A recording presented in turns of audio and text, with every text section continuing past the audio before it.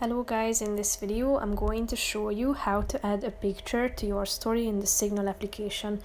But first I just want to mention, don't forget to subscribe to my channel, because at 100,000 subscribers I am going to show you my whole YouTube revenue statistics and growth strategy, how to make money online. Now let's jump into it. First of all, open the app on your phone.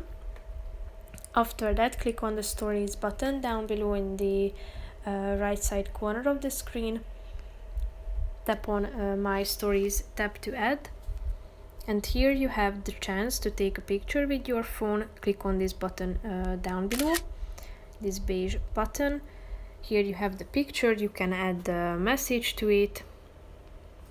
Tap on the check mark icon next to it, you can draw to your picture, you can add the text again,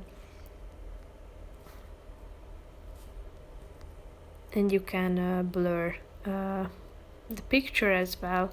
When you are done, click on the check mark icon down below